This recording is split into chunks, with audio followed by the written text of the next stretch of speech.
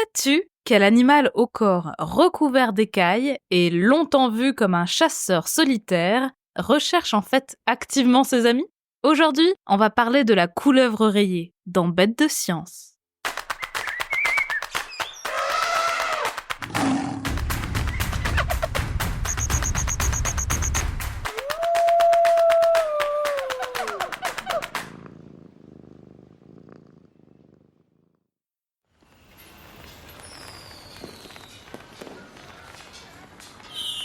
Hey, bonne année!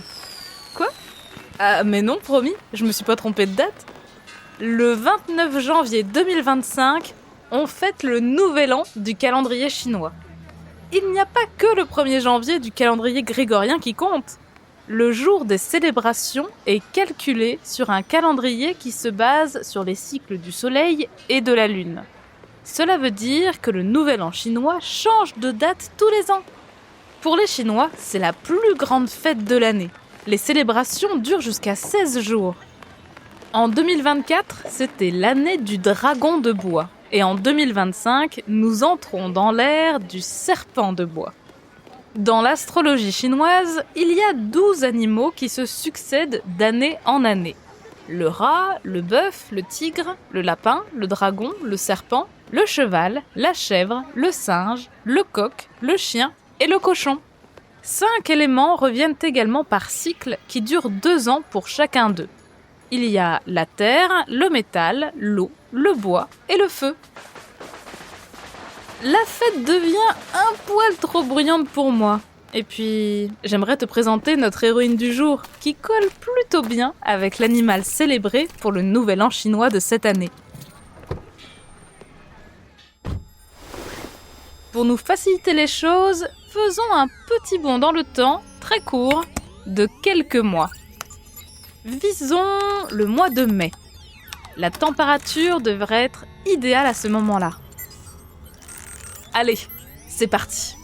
On s'envole direction l'Amérique du Nord, et plus précisément pour l'Ontario, une province du Canada dans laquelle on retrouve la grande ville de Toronto au sud-est.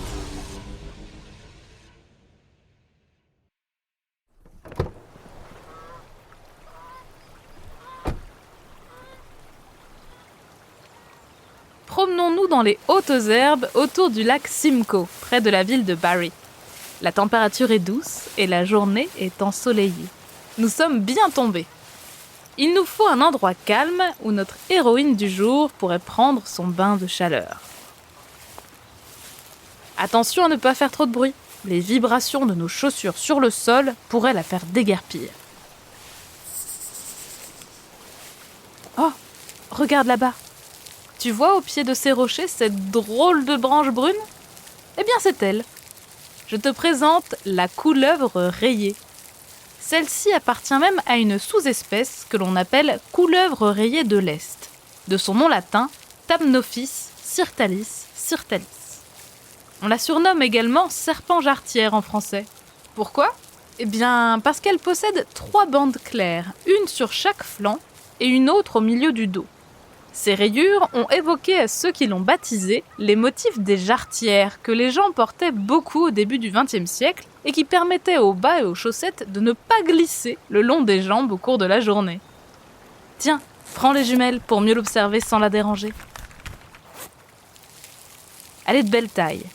Je dirais qu'elle mesure bien 70 cm de long à vue de nez. C'est donc très probablement une femelle. Elles sont toujours plus grandes que les mâles, qui atteignent en moyenne entre 45 et 65 cm de long.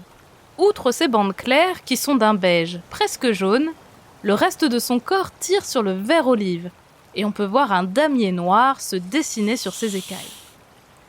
Mais d'un individu à l'autre, les couleurs changent beaucoup. Certains sont très clairs, presque beige, et d'autres sont presque entièrement noirs. En tout cas, on reconnaît bien que c'est une couleuvre. Tu vois ses yeux? Ils sont bien grands, ronds et orangés. Ses pupilles sont bien rondes également, alors que chez les vipères, la pupille est fine et verticale, un peu comme celle des chats. Et puis, notre couleuvre a de très grosses écailles sur la tête, alors que chez les vipères, elles sont plus petites. La couleuvre rayée est un serpent très répandu. C'est même l'un des plus courants en Amérique du Nord. On la trouve presque partout, au Canada et aux États-Unis, et elle peut vivre dans des milieux très différents. Des plaines, des forêts, des rochers. On la croise aussi en ville, pas loin des habitations, comme ici. Elle aime bien les zones humides, car elle raffole des amphibiens. Grenouilles, crapauds et leurs œufs figurent tout en haut de son menu. Notre couleuvre ne fait pas que dormir au soleil. Elle nage aussi très bien et s'aventure donc volontiers dans les lacs et rivières à la recherche d'un casse-croûte. Quand elles sont plus jeunes, les petites couleuvres se gavent de vers de terre. Mais globalement, elles s'adaptent et mangent un peu tout ce qu'elles trouvent, des œufs aux insectes en passant par les petits mammifères. Même si elle a l'air inactive, le printemps est en réalité une période intense pour notre couleuvre, car c'est une période de reproduction. Peut-être que notre héroïne du jour attend déjà des petits. Si c'est le cas, elle accouchera de serpenteaux entièrement formés à la fin de l'été. Chez les serpents jarretières, les accouplements ont lieu au sortir de l'hibernation. Et oui, les reptiles, comme les lézards, les serpents et les tortues, dépendent de la température extérieure pour être actifs. Quand le froid se fait plus mordant, à la fin du mois d'octobre le plus souvent, les couleuvres rayées se cherchent un hibernaculum, un endroit douillet, bien caché, où passer l'hiver, et dont la température se maintient au-dessus de 0 degré, pour ne pas geler. Elles y restent jusqu'au mois d'avril environ. Les mâles sortent souvent d'hibernation en premier, se réchauffent pour être actifs, et attendent que les femelles émergent à leur tour. Les mâles produisent alors des phéromones, des odeurs qui vont attirer les femelles jusqu'à eux. Mais très vite, le rendez-vous devient très animé. Les femelles se retrouvent encerclées par des dizaines de mâles et tout ce petit monde forme des boules entremêlées qu'on appelle boules d'accouplement, le temps de trouver leur partenaire. Des scientifiques ont observé que certains mâles d'une autre espèce, cousines de nos couleuvres rayées, émettent des phéromones qui les font passer pour des femelles. Ainsi, ils attirent leurs concurrents et les écartent des vraies femelles avant de revenir aussi vite que possible pour s'accoupler avec leur partenaire en premier. Cette technique trompeuse fonctionne à merveille puisque ces mâles tricheurs s'accouplent avec plus de femelles que les autres mâles. Tu l'auras compris, nos couleuvres comme les autres serpents utilisent énormément les odeurs pour communiquer. C'est d'ailleurs ce qu'elles font quand elles tirent la langue. Ce n'est pas pour se moquer ou pour nous effrayer. En humant l'air avec leur langue, elles captent les phéromones et les analysent. D'ailleurs, une étude récente parue en 2024 a montré que nos couleuvres rayées savent reconnaître leur odeur. Cela voudrait dire qu'elles différencient leur parfum de celui de leurs congénères et qu'elles ont conscience de leur corps. Incroyable, n'est-ce pas ? Lors de cette étude, les scientifiques ont fait sentir aux couleuvres leur propre odeur, ainsi que leur odeur modifiée par l'ajout d'huile d'olive. Les serpents sortaient davantage la langue en présence de leur odeur modifiée, ce qui révèle que ces animaux sont curieux et analysent longuement une odeur inhabituelle. Ces études sur les odeurs révèlent que nos couleuvres rayées font attention au parfum et donc à l'identité des autres serpents qu'elles croisent. Plutôt surprenant pour des animaux solitaires, non ? Et si nous nous étions trompés et que nos couleuvres étaient finalement bien plus sociales que ce que l'on imaginait ? Il existe à l'heure actuelle très peu de recherches sur l'intelligence des serpents et sur la manière dont ils vivent avec leurs congénères. Sans doute parce que les humains les ont surtout considérés comme dangereux, plutôt que comme dignes d'intérêt. Des découvertes récentes, parues entre 2020 et 2023, montrent que nous nous sommes lourdement trompés. Alors que nous pensions que les serpents étaient des animaux exclusivement solitaires, qui ne se croisent que brièvement le temps de la reproduction, des données observées chez nos couleuvres rayées prouvent le contraire. Les scientifiques Morgan Skinner et Noam Miller ont placé des groupes de 10 jeunes couleuvres rayées dans un enclos, avec 4 abris placés à des endroits distincts. Chaque individu était reconnaissable grâce à un ou plusieurs points de couleur peints sur sa tête. Ils ont laissé interagir les jeunes couleuvres entre elles pendant 8 jours et ont observé avec attention qui allait dormir avec qui et pendant combien de temps. Les chercheurs ont découvert que les jeunes serpents préféraient se réunir dans l'abri qui contenait le plus grand nombre de congénères. Plus on est de fous, plus on rit. Mais attention, chaque serpent ne s'associe pas avec n'importe quel autre individu. Ils choisissent les serpents avec qui ils passent du temps. En d'autres termes, ils ont des amis qu'ils préfèrent et avec qui ils se retrouvent pour se reposer, mais aussi pour explorer. Et oui, les petites couleuvres rayées sortent à plusieurs. Les scientifiques bougeaient parfois les emplacements des abris et dérangeaient donc les serpents qui étaient forcés de bouger et de sortir. À chaque fois, les groupes d'amis se reformaient à l'identique.